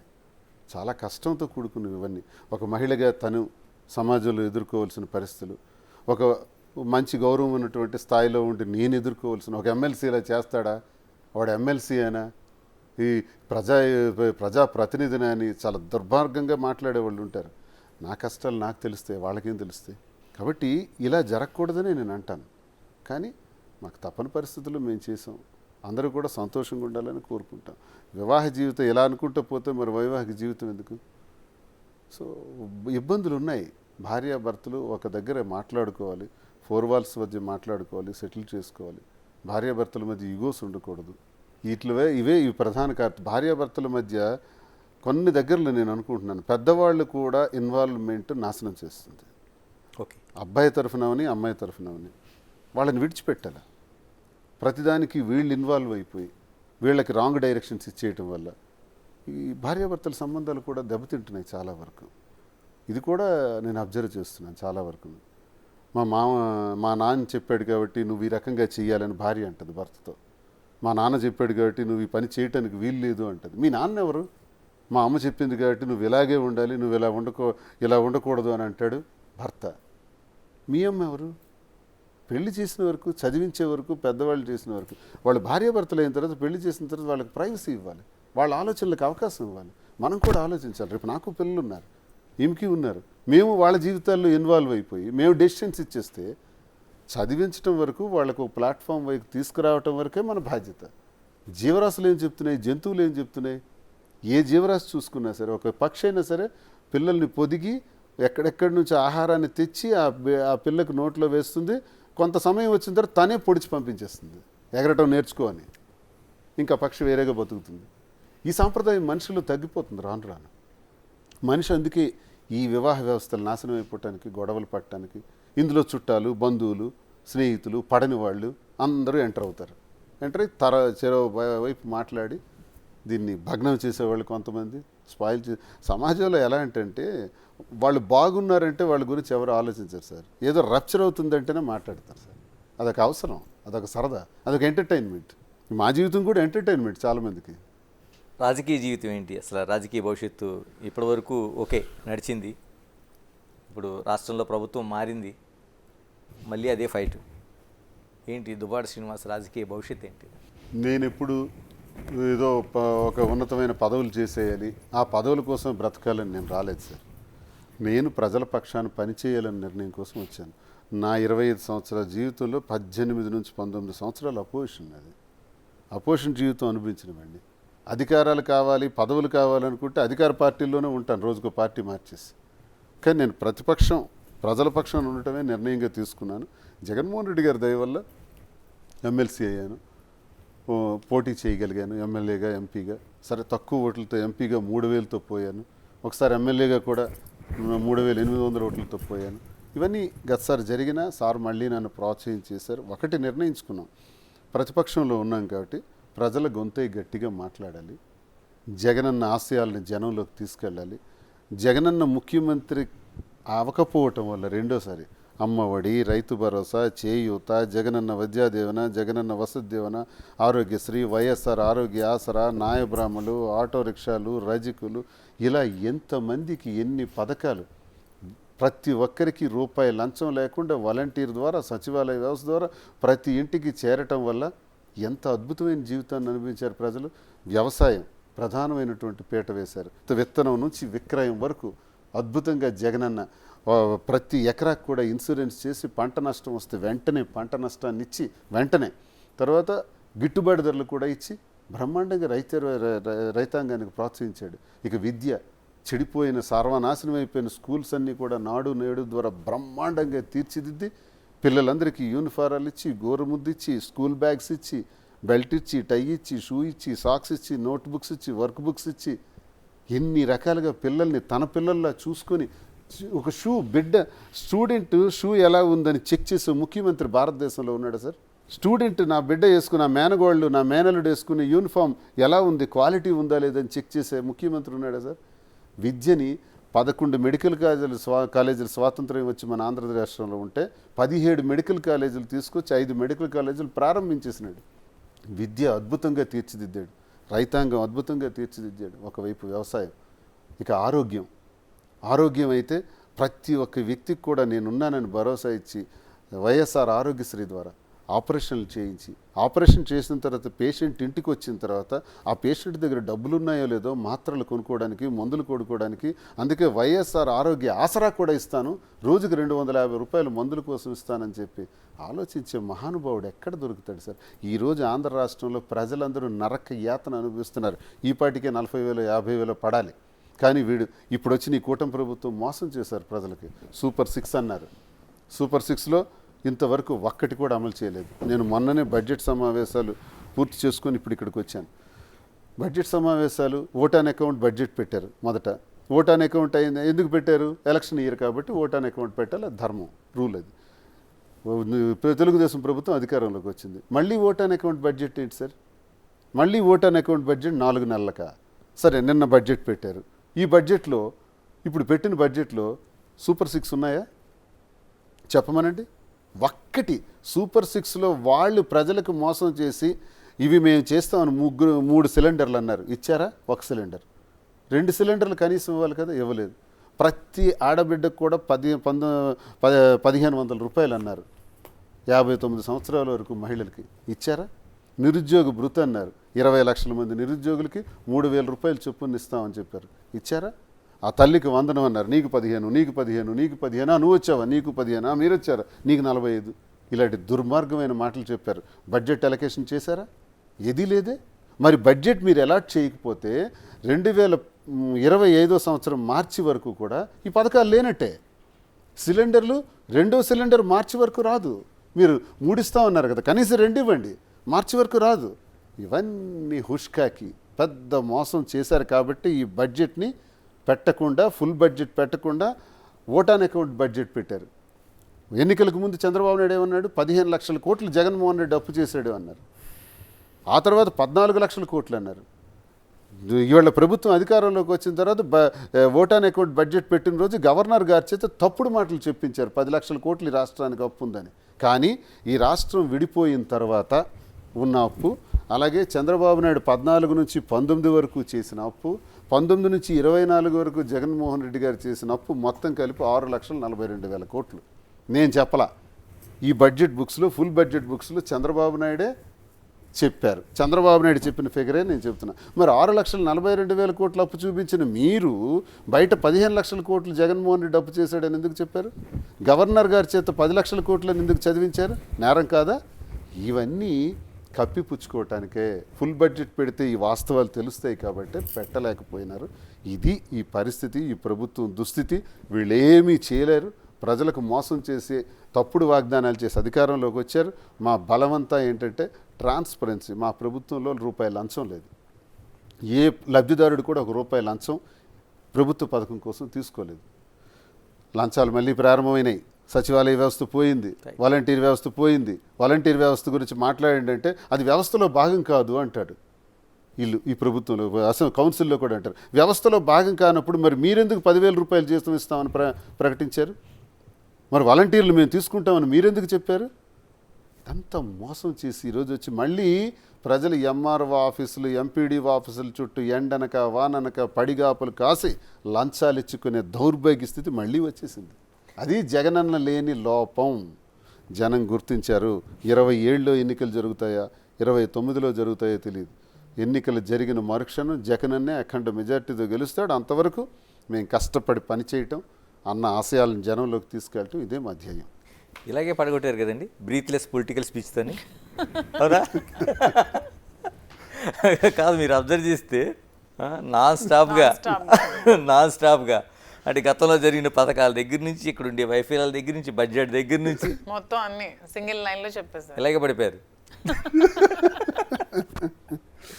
మీరు వచ్చింది దువ్వాడ శ్రీని గారితో ఈ ప్రయాణం జరుగుతుందనో, ఇంత విచ్ఛిన్నం జరుగుతుందనో, లేకపోతే ఇంత వీధిలో సోషల్ మీడియాతో టార్గెట్ అవుతారనో రాలేదు. పాలిటిక్స్ కోసం వచ్చారు. మీ పొలిటికల్ లైఫ్ ఏంటి? నేను కూడా అంతేనండి. ఇప్పుడు సార్ చెప్పినట్టు జగన్మోహన్ రెడ్డి గారి అభిమానంతోనే పాలిటిక్స్లో పనిచేద్దామని వచ్చాను. సో అదే అభిమానంతో ఇప్పుడు పనిచేస్తూనే ఉంటాను అంతే. ఇవి ట్రోల్స్ జరిగాయని, ఎవరో ఏదో అన్నారని వెనక్కి తీసుకునేది లేదు. ఏ ఉద్దేశంతో వచ్చానో ఆ ఉద్దేశంతోనే నా పని చేసుకుంటూ పోతాను. కంప్లీట్గా నన్ను నమ్ముకున్న ప్రజలు మా దగ్గరికి చాలామంది వస్తూ ఉంటారు. వాళ్ళకి సపోర్ట్గా ఉంటేనే ఫైట్ చేసి మళ్ళీ మా ప్రభుత్వం ఖచ్చితంగా వస్తుంది అని మేము ఆశిస్తున్నాం అంతే. పోటీ చేస్తారా? పోటీ శ్రీనివాస్ గారు ఎప్పటికీ పోటీ చేయాలి. టెక్కల్లో శ్రీనివాస్ గారికి మేము సపోర్ట్ చేయాలి.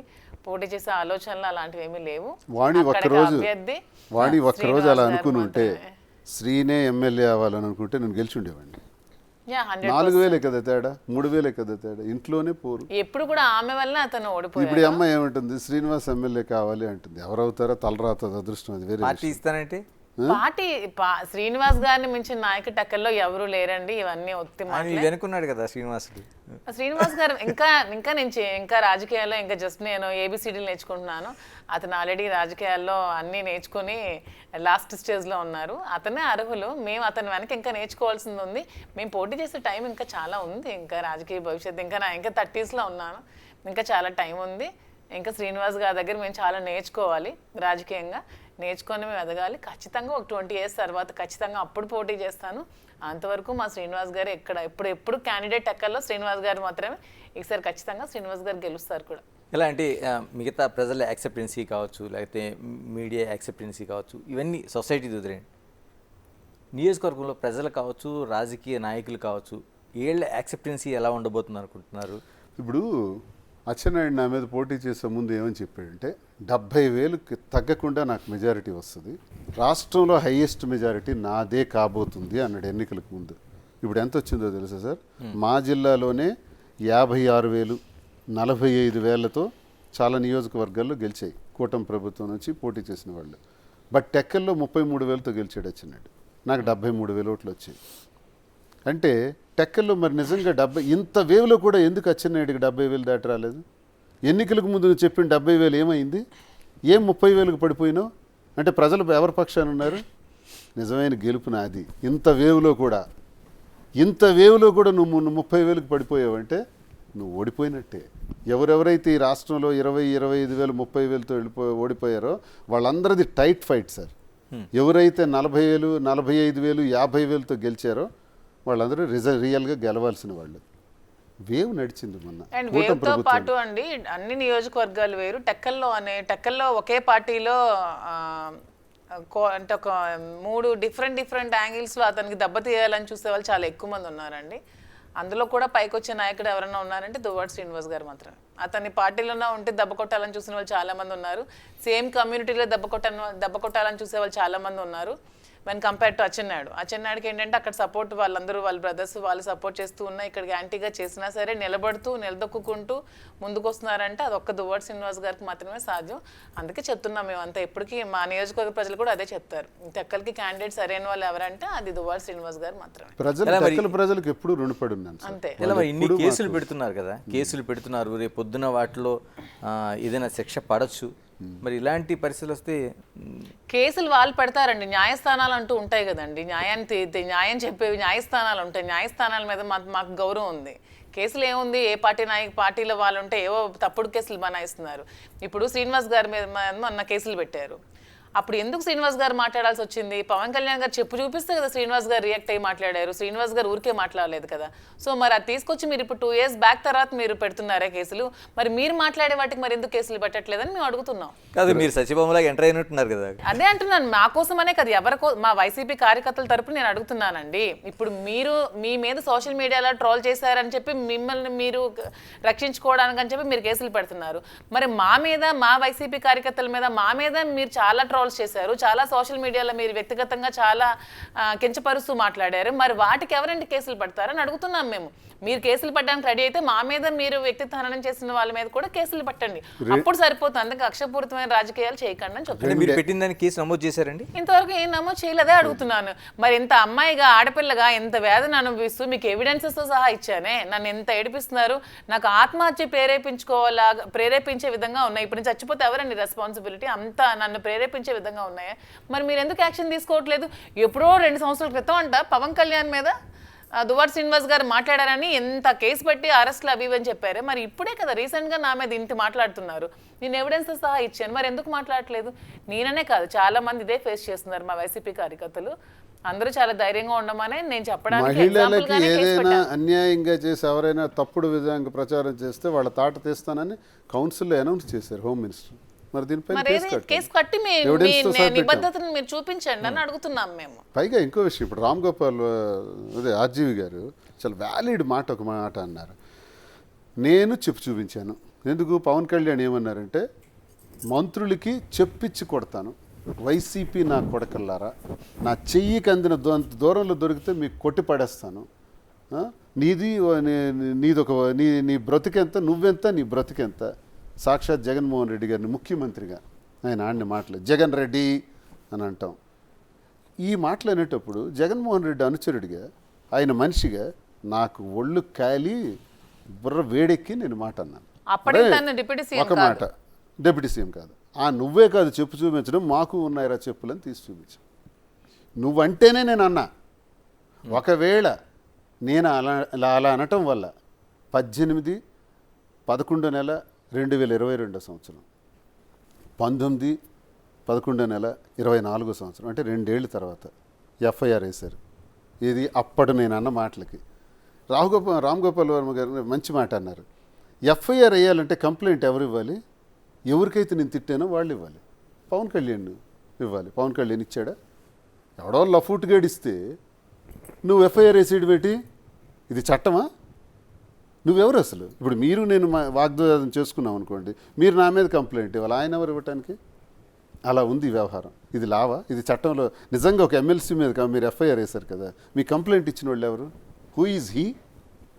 అతనిస్తే మీరు ఎలా వేస్తారు? పవన్ కళ్యాణ్ ఇచ్చారా? ఇది కంప్లైంట్ ఉందా? ఎఫ్ఐఆర్ వేయండి, అరెస్ట్ చేయండి, జైల్లో పెట్టండి. నా తప్పు అయితే నాది ఒకవేళ తప్పు అయితే, నాకన్నా ముందు మీరే చూపించారు కదా, మంత్రుల మీద చెప్పి చూపించారు కదా, క్యాబినెట్ మినిస్టర్స్ మీద, మరి అది నేరం కాదా? అప్పుడు పవన్ కళ్యాణ్ మీద ఎఫ్ఐఆర్ అయ్యిరా? అంటే ఏంటండి న్యాయం? కాదు శ్రీనివాస్ గారు, ఇదే జగన్మోహన్ రెడ్డి మీద విమర్శిస్తే జగన్మోహన్ రెడ్డి కంప్లైంట్ పెట్టకుండా వేరేగా కంప్లైంట్ నమోదు చేసి నిజంగానే ఆ రోజున కేసులు నమోదైన అరెస్టులు చేశారు. మేము ఎప్పుడు సార్ ఇప్పుడు ఆలోచించినట్టు అచ్చెన్నాయుడు కానీ, లేకపోతే కూటమిలో పవన్ కళ్యాణ్ కానీ, చంద్రబాబు నాయుడు కానీ, మేము ఆ రోజు ఆలోచించుంటే ఒక్కడ కూడా మిగలడు సార్. వీళ్ళకి రోడ్డు ఎక్కనివ్వకుండా చేసేయగలం, కానీ మేము అలా ఆలోచించలేదు. మా నాయకుడు అవి నేర్పలేదు మాకు.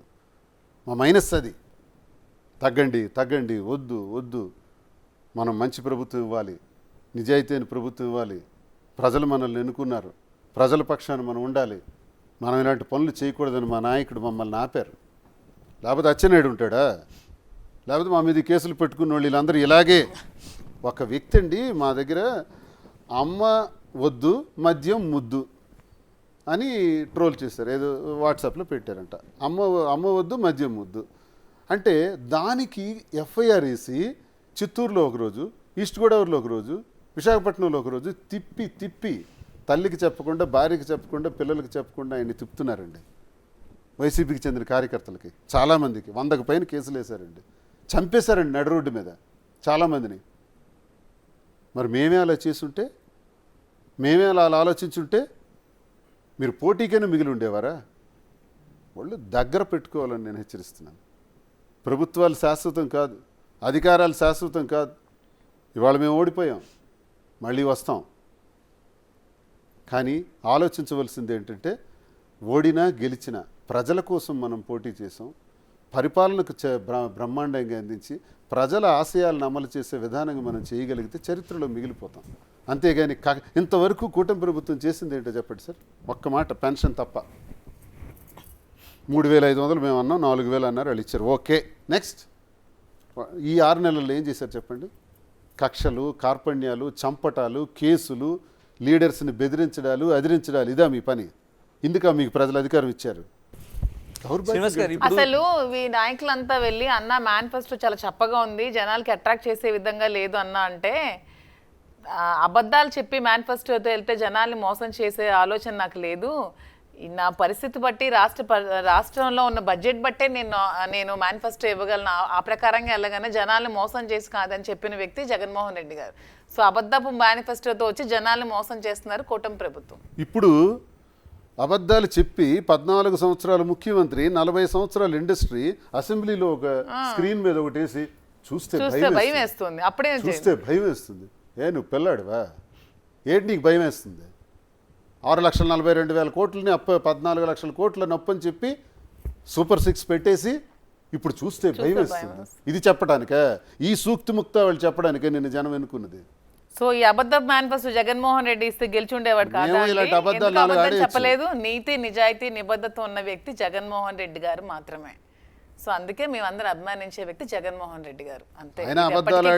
సూపర్ 6 లాంటి చెప్పచ్చు. ఈ చెప్పడానికి ఏముంది? తర్వాత చెయ్యాలి కదా, జనాలకి మనం చేయగలిగితే మనం చెప్పాలి, అంతేగాని. శ్రీని గారు, ఇప్పుడు రాంగోపాల్ వర్మ కావచ్చు, లేకపోతే శ్రీరెడ్డి కావచ్చు, లేకపోతే పోసాన మురళి కావచ్చు, మీలాగా చాలా రెబల్గా, అంటే చాలా అగ్రెసివ్గా వాళ్ళు ఏం మాట్లాడుతున్నారో కూడా ఒక దశలో తెలియని పరిస్థితుల్లో మాట్లాడిన వాళ్ళు ఈ రోజున కొందరు డ్రాప్ అయిపోతే, కొందరు క్షమించమని 2 చేతులు జోడిస్తుంటే, మరికొందరు ఎక్కడున్నామో తప్పించుకుంటూ తిరుగుతుంటే, అంటే నిజంగా వీళ్ళు భయపెడుతున్నారా?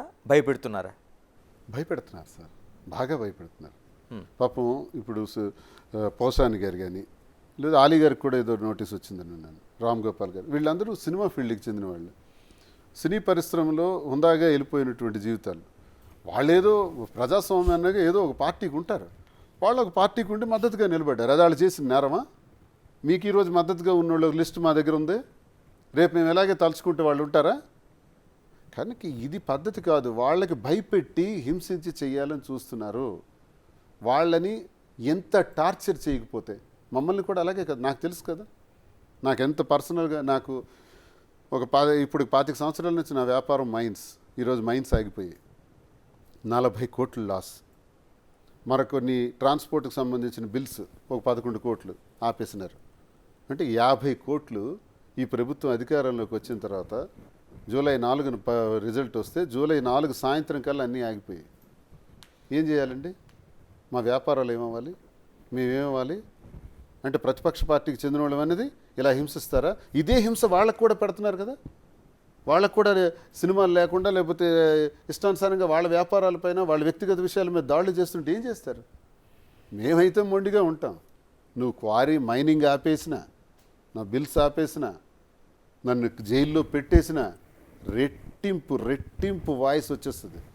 శ్రీనివాస్ గారు, ఇక్కడే ఒక్కసారి వెనక్కి వెళ్దానుకున్నాను. అంటే సేమ్ వాణి గారు ఒక్క నయా పైసా కూడా లేని శ్రీనివాసు ఈ రోజున మా డబ్బుల వల్ల ఇలా ఉన్నారని చెప్తున్నారు, మీరేమో కోట్ల రూపాయలు నష్టపోయి అంటున్నారు. ఏంటి శ్రీనివాస్ బ్యాక్గ్రౌండ్ ఏంటి? అసలు నిజంగా అంత నయా పైసా లేకుండా ఆ జీవితం స్టార్ట్ అయ్యిందా? ఒక్కసారి నా భర్తకి ఏమీ లేదు, లుంగి షర్ట్తో వచ్చాడు. నా అల్లుడికి ఏమీ లేదు, వాడు ఒక పూర్ ఫ్యామిలీకి చెందినవాడని మామ. ఇలా నా భర్త ఇలాంటి లుంగి షర్ట్ గాడని భార్య అని బయట బహిరంగంగా అన్నారంటే లోపల ప్రతిరోజు ఎంత హింసాత్మకమైన మాటలు నన్ను మాట్లాడుంటారన్నది మీకే అర్థం కావాలి. ఒకటి, ఎన్ని అవమానాలు పడ్డానన్నది. 2, నేను కోటీశ్వరుని అని చెప్పట్లా. నేను, మా father railway section engineer, okay, ఒక గ్రూప్ 1 ఆఫీసర్. ఆయనకి 4 అబ్బాయిలు, ఒక అబ్బాయి చనిపోయాడు, 3 బ్రదర్స్ మేము, శ్రీనివాస్, శ్రీకాంత్, శ్రీధర్. చిన్నప్పటి నుంచి మాకు తిండికి కానీ బట్టలకు కానీ బ్రతకడానికి కానీ లోటు లేదు. ఒక 2 వీలర్, ఒక కారు వాడుకొని హాయిగా బ్రతికే స్థాయి మాకు నేర్పించాడు తప్ప మేమేమి అడుక్కు తిన్న వ్యాపారం నుంచి రాలేదు. 94లో నాకు వివాహం అయింది. 91కే నేను పీజీ పూర్తి చేసి 3 మండలాల్లో 3 ప్రైవేట్ జూనియర్ కాలేజెస్ నా దగ్గర ఉండేవి. ఒక దగ్గర ట్యూటోరియల్స్ ఉండేది. నాది ఎంఏ ఇంగ్లీష్ లిటరేచర్, లా, ఇంగ్లీష్ గ్రామర్ చెప్పేవాడిని, ఇంగ్లీష్ చెప్పేవాడిని. నేను పెడుతూ నా సొంతంగా కాలేజీలు పెట్టాను. 650 మంది విద్యార్థులు.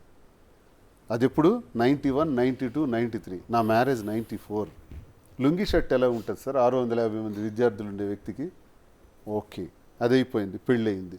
పెళ్ళయిన తర్వాత మైనింగ్స్లోకి ఎంటర్ అయ్యాను. కొన్నాళ్ళు కాలేజీలు నడిపించాను 99 వరకు. 2000లో మైన్స్లోకి ఎంటర్ అయ్యాను. ఎంటర్ అయిన తర్వాత వచ్చిందే తడుగు మొదటి మైనే నాకు వరల్డ్ క్లాస్ మైన్ దొరికింది ఒడిశాలో.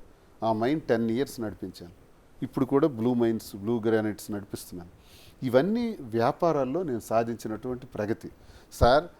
నా వల్లే, వాణి వల్లే నాకు ఇవన్నీ వచ్చాయి, ఈ రాజకీయ హోదా కూడా వచ్చింది, ఈ బట్టలు కూడా వచ్చాయి అని తను అంటుంటుంది.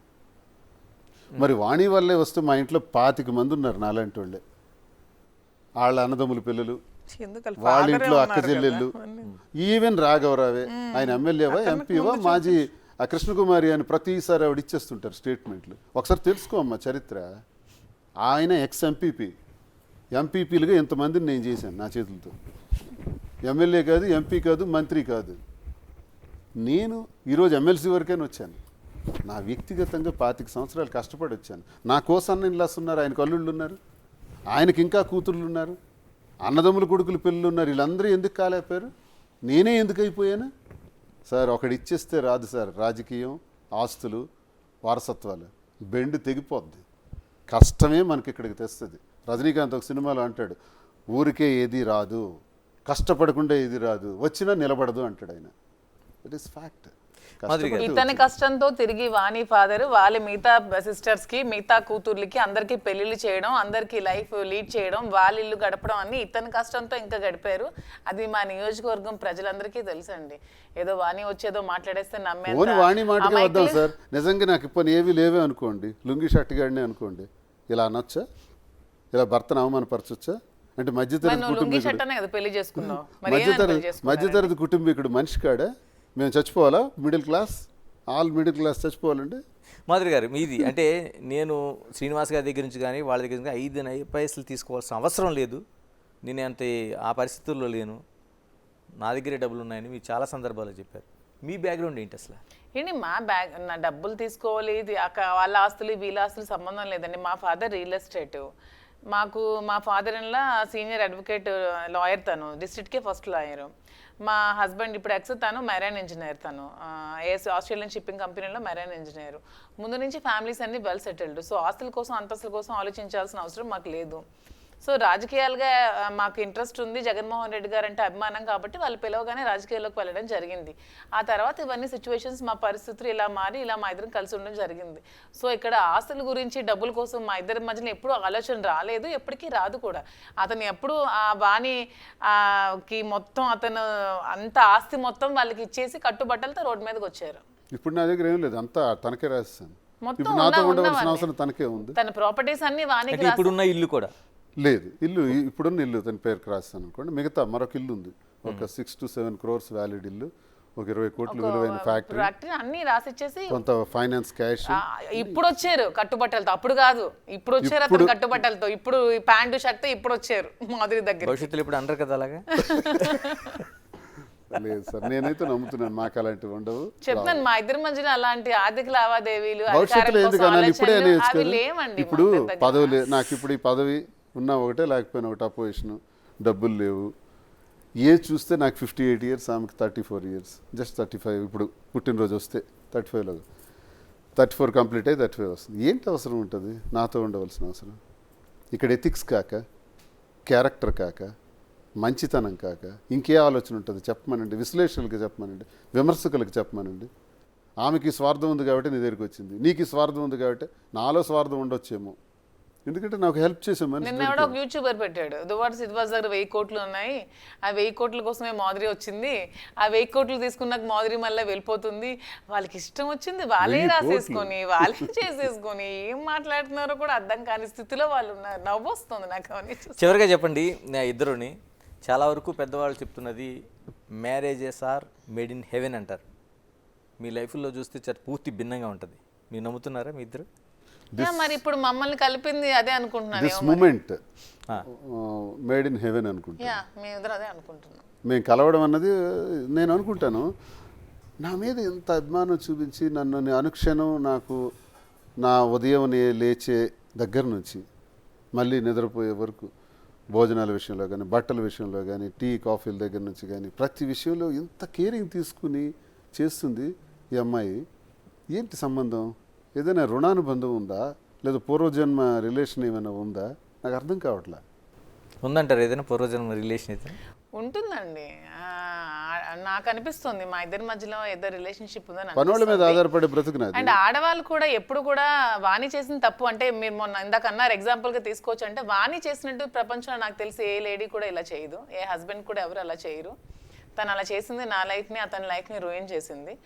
ఆడపిల్లలు స్పెషల్గా పుడతారు, భగవంతుడు పుట్టిస్తాడు. అది మగవాడు చేసే ప్రతి పని చేయడానికి కాదు, మగవాడు చేయలేని కొన్ని పనులు చేయడానికి ఆడదాన్ని దేవుడు సృష్టిస్తాడు. దానికంటూ ఒక విలువ ఉంటుంది, అది నిలబెట్టుకోవాలంటాను నేను. అంతే. తనతో పాటు ఫైట్ చేసి నీది నాకు కావాలి, నువ్వు వెళ్తుంటే నేను వెళ్ళాలి, నువ్వు ఎదుగుతుంటే నేను ఎదగాలి, నీ పదవి నాకు కావాలి, ఆశ నాకు కావాలి అనుకోకూడదు. స్పెషల్గా మేడ్ చేస్తాడు ఆడవాళ్ళు భగవంతుడు, నేను నమ్ముతాను. అంటే మీరు చేయలేని పనులు మేము చాలా చేయగలం, దానికోసమే భగవంతుడు సృష్టిస్తాడు. నువ్వు నేను ఒంటి చేత ఏమి హ్యాండ్లో ఏమి లేకుండా ఉన్నాను కదా, ఇదిగో నాకున్న ఆస్తి ఇది, నాకున్న డబ్బులు ఇది, ఏం చేయాలనుకుంటున్నావు నువ్వు చేసుకో అని నాకు చెప్పింది. ఇది సత్యం. ఆయన దగ్గర 1000 కోట్లు ఉన్నాయి, మీ దగ్గర? అదే అంటున్నాను, అతను 1000 కోట్లు ఎలా వస్తాయండి అతనికి? అతను మీ దగ్గర ఉన్నాయా అంటున్నాను. నా దగ్గర కూడా అంత ఏమీ లేదండి. 1000 కోట్లు 100 కోట్లు ఏం లేవు. బతకడానికి మాతో పాటు 10 మందిని బతికించడానికి సరిపడే ఉన్నాయి. మాకు పెద్ద పెద్ద ఆశలు లేవు అనమాట. ఇవి డబ్బులు కూడబెట్టేయాలి, 1000 కోట్లు సంపాదించాలి, దాచేసుకోవాలని ఆలోచన మాకు లేదు. బాధ్యతలు లేదు సార్. ఒక బంగ్లా, ఒక నా తిరగటానికి మంచి కార్లు, ప్రజాసేవ చేయడానికి ఖర్చుకి కావాల్సిన ధనం. రోజు ఒక 20-10 మంది వస్తారు. మాకు 5000 కావాలి, మాకు 2000 కావాలి, మేము ఫీజు కట్టలేకపోతున్నాం, ఆడపిల్ల పెళ్ళి ఉంది, ఇలా మా నెలకు ఒక 5-6 లక్షలు ఖర్చు ఉంటుంది. అలాంటి ఖర్చులు మా ఖర్చులు ఒక 5-6 లక్షలు ఉంటాయి. నెలకు 15 లక్షలు మాకు మా బండి నడవటానికి అవసరం ఉంటుంది. అంతకు మించి ఇంకేం కావాలి మాకు? పిల్లలకి 5గురికి చూడాల్సి ఉంది, వాళ్ళకి చేస్తాము, వాళ్ళకి తగిన ఏర్పాట్లు చేసుకుంటున్నాం. పిల్లలకి 5గురు పిల్లలకి కూడా బాగా. అదే అంటున్నాను, ఇప్పుడు దేవుడు ప్రత్యేకంగా సృష్టించిన 5 ఆడపిల్లలు ఉన్నారు మీకు, మీకు 2, మీకు 3. అదే వాళ్ళ భవిష్యత్తు వాళ్ళని భూమి మీద తీసుకొచ్చిన బాధ్యత మేము తీసుకొచ్చాం కాబట్టి, మాదే బాధ్యత కాబట్టి వాళ్ళ చదువులు, వాళ్ళ పెళ్ళిళ్ళు అన్నీ ఖచ్చితంగా మేమే చూసుకోవాలి. పిల్లల్ని కన్నం వరకే మన బాధ్యత. వాళ్ళ తలరాతలు మన కన్నే, వారు ఏమవుతారో పెద్ద అయితే ఏం చేయగలరో మనం ఏం చెప్పలేం. కానీ వాళ్ళని పెంచడం వరకు, వాళ్ళు చదివించడం వరకు, వాళ్ళు పెళ్ళిళ్ళు చేయడం వరకు బాధ్యత ఖచ్చితంగా ప్రతి తల్లిదండ్రులకు ఉంటుంది. ఆ బాధ్యత మేము తీసుకుంటాం అంతే. దానికి మించి ఇంకేం చేస్తాం? పిల్లలకి వాళ్ళు చదివిస్తాం. ఈ నిర్ణయం వల్ల వాళ్ళ ఎఫెక్ట్ కాకూడదు. మీకు ఇంకా ఒక బాధ్యత ఉన్నట్టుంది. ఇంకొక పాప పెళ్ళి ఉంది, శ్రీనివాస్ గారు. ఆమె పెళ్లి ఫస్ట్ ఆమె మ్యారేజ్ చేస్తాం. ఆమె మ్యారేజ్ కోసమే డబ్బులు ఫస్ట్ సంపాదించిస్తాం. మా పిల్లలు ఇంకా చిన్న పిల్లలు, ఇంకా ప్రెజెంట్ చదివిస్తాం. వాళ్ళ పిల్లలకి ఇంకా చాలా టైం ఉంది, వాళ్ళు మ్యారేజెస్ చేస్తాం అంతే. అంత there is no secrecy and there is no jealousies and egos and cunning thoughts. ఎలాగంటే చట్టపరంగా ఒక అంగీకారం వచ్చిన తర్వాత, మీకు లైన్ క్లియర్ అయిన తర్వాత ఇద్దరు చట్టపరంగా వస్తుందా రాదా అన్నీ అనవసరం. చెప్తున్నాను కదా, మా ఇద్దరం మానసికంగా పెళ్లి అయిపోయింది, మా ఇద్దరం భార్యాభర్తలమే. దీన్ని ఎవ్వరు ట్రోల్ చేయాల్సిన అవసరం లేదు. లీగల్ గా జరగలేదు. మీకు పబ్లిక్ గా మీకు పెళ్లి కావాలంటే లీగల్ గా చేసి చూపిస్తాం అంటున్నాను. మేమైతే పెళ్లి చేసేసుకున్నాం, మాకు మా మనసాక్షులు మాకు కలిసిపోయి మేము మానసికంగా కలిసిపోయాం. మేము భార్యాభర్తలు మాత్రమే, మేము భార్యాభర్తలమే. మీ అందరికి మా భార్యాభర్తలుగా మీకు ఫోటో కావాలి, మీకు ఒక ఫ్రేమ్ కావాలి, ప్రతి ఇంట్లో మీరు చూసుకుంటారంటే ఖచ్చితంగా లీగల్ గా అయ్యాక మీకు చేసి చూపిస్తాం అని చెప్తున్నాను అంతే. వారసుల సంగతి ఏంటి? వారసుల సంగతి కూడా అంతేనండి, లీగల్ ప్రొసీడింగ్స్ అయ్యాక లీగల్ గా కంటాం అంతే. ఓకే, ఆ ప్లాన్ కూడా ఉంది. నవ్వుతున్నారు శ్రీనివాస్ గారు. అంటే ఆ ఇద్దరు మొత్తం దువ్వాడ ఆడపిల్లలే మీకు. శ్రీనివాస్ అంటే గ్రేట్ లెజెండరీ అండి. తన లెగసీ ఎలాగా కంటిన్యూ అవ్వాలంటే ఒక వారసుడు ఉండాల్సిందే, అతనితో ఆగిపోకూడదని ఇంకో నా శ్రీనివాసుడు feeling. ఉండాలి. ఇంకో శ్రీనివాస్ ఉండాలని నా feeling, strong feeling. Right, thank you Srinivas గారు, థ్యాంక్ యూ మాధురి గారు. Thank you. అంటే ఇప్పుడు ఇద్దరికి ఒకటే నేను కంక్లూజ్ ఇవ్వాలనుకుంటున్నాను, Duvvada Srinivas, Duvvada Madhuri. Right, all the best. అంటే సొసైటీ ఏ విధంగా మిమ్మల్ని తీసుకుంటుంది, ఏ విధంగా మీ లైఫ్ నడుస్తుంది అనేది. ఏమండి సొసైటీ అయితే మమ్మల్ని తీసుకుందండి. ఈ పిల్ల సైనికులు ఉంటారు కదా కొంతమంది, జెండా కూలీలు, జెండాలు మోసే కూలీలు, పిల్ల సైనికులు, వాళ్ళేవో ట్రోల్ చేసి పెడుతున్నారు తప్పితే సొసైటీ పబ్లిక్ మనల్ని బాగా తీసుకుంది. ఎక్కడైనా ఒక చోట ఆగిపోద్దండి అది. అంతే అంతే, వాళ్ళే ప్రజలు మాకు తీసుకున్న తర్వాత మాకు నమ్మకం ఏంటంటే ప్రజలకి వాస్తవాలు చెబితే అది వాళ్ళు అది అది విన్న తర్వాత కావాలంటే అగ్రభాగాన్ని పెట్టగలరు, లేకపోతే నేల మీద తొక్కేయగలరు అధోపాతాలను. ఆ శక్తి ప్రజలకు ఉంది. అందుకే మేమేం ఆలోచించామంటే మన వాస్తవాలన్నీ ప్రజలకు చెప్దాం, వాళ్ళు వింటారు, వాళ్ళే నిర్ణయం తీసుకొని వాళ్ళే మనల్ని కాపాడుతారు. అది మా నమ్మకం. థ్యాంక్ యూ అండి, థ్యాంక్ యూ వెరీ మచ్. ఇది టోటల్గా ఒకే ఒక సింగిల్ వర్డ్తో దువ్వాడ శ్రీనివాస్, దువ్వాడ మాధురి ఇద్దరు కూడా ఇది చట్టం అంగీకరించినా అంగీకరించకపోయినా ఒక జర్నీ అని జరుగుతుంది. ఒకే ఒక మాటలో ఇది పూర్వజన్మ సుకృతంగా మేము భావిస్తున్నాం, లేకపోతే ఆ గత జన్మ బంధంగా భావిస్తున్నాం. కాబట్టి ఇది ఇంకొకరికి ఆదర్శంగా అవ్వాలని కోరుకోవటం లేదు. జరిగిన దాంట్లో మా జర్నీ ఇలాగే జరుగుతుంది. అది అటు కుటుంబ సభ్యులకు కానీ, మిగతా సొసైటీకి కానీ, లేకపోతే రాజకీయ జీవితానికి కానీ ఎలాంటి ఇబ్బంది లేకుండా మా ప్రయాణం సాగుతుందని స్పష్టం చేస్తున్నారు. Keep watching big TV. This is Ganesh. For more videos like this, subscribe Big TV channel.